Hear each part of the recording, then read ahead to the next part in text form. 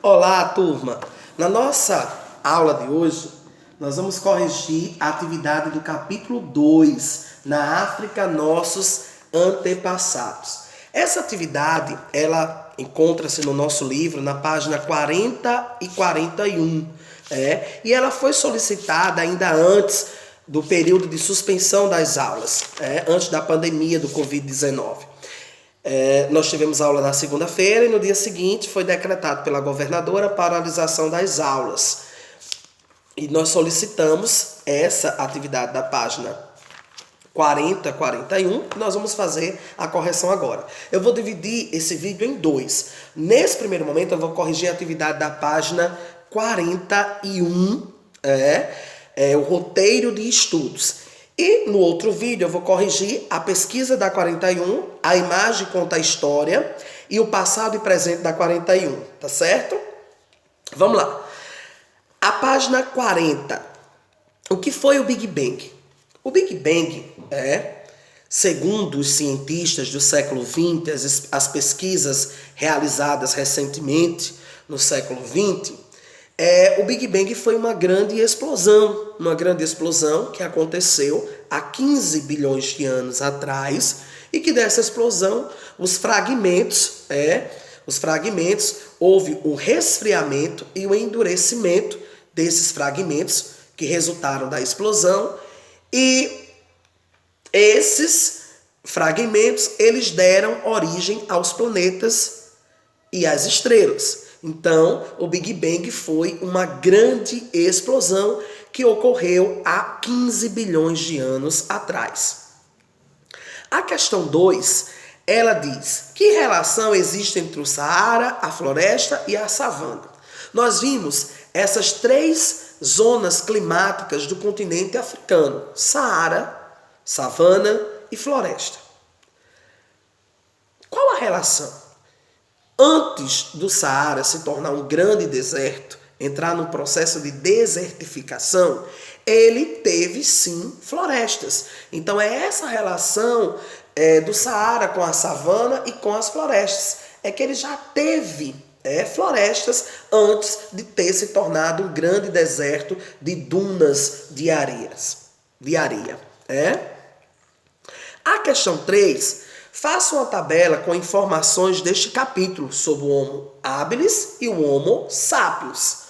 O Homo habilis, ou homem hábil, habilidoso, quer dizer que esse homem ele tinha adquirido a habilidade de confeccionar, de produzir objetos de pedra, de madeira, de ossos, E o Homo sapiens, ele tinha uma característica, o homem que sabe, ele tinha uma característica que era o desenvolvimento da comunicação, da fala, e também ele ainda tinha uma habilidade maior com as mãos, de aperfeiçoar esses instrumentos, fazendo arco, flecha, fazendo objetos mais afiados, mais aprimorados.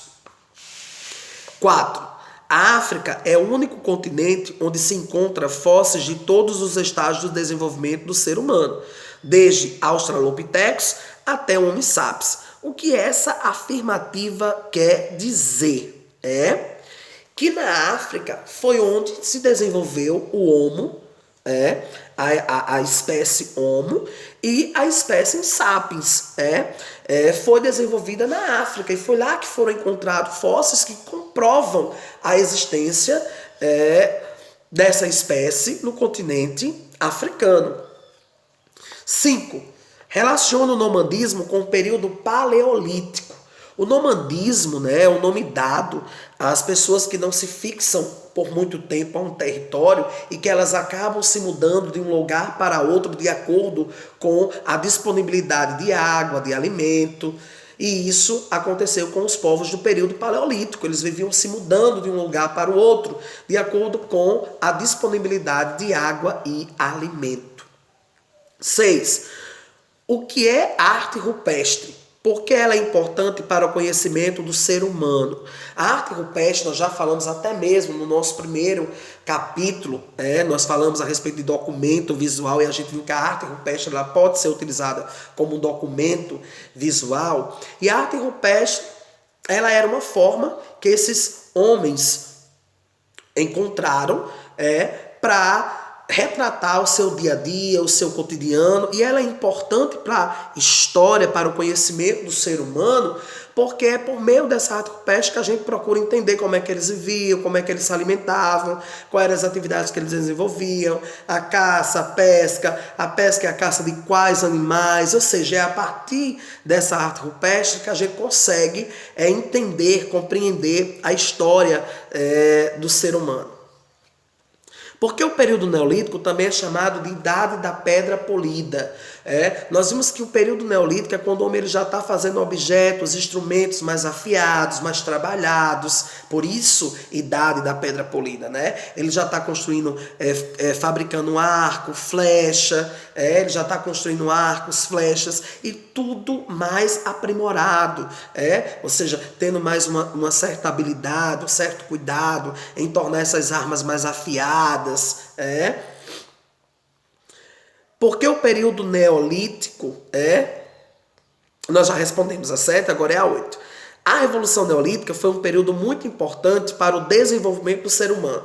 Explique com suas palavras o que foi essa revolução. Então a Revolução Neolítica é um momento em que nós temos o desenvolvimento da técnica, da prática do plantio, da agricultura, a domesticação dos animais. E esse período, essa Revolução Neolítica, ela foi importante porque ela possibilitou o sedentarismo. Ou seja, esses homens eles vão se fixar a um determinado território. E aí com essa fixação vão surgir as primeiras aldeias, povoados, que futuramente se tornarão cidades.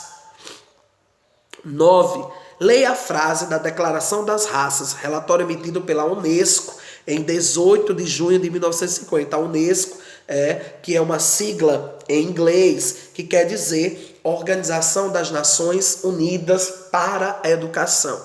Então, o conceito de raça ele foi por muito tempo utilizado, principalmente no século XIX,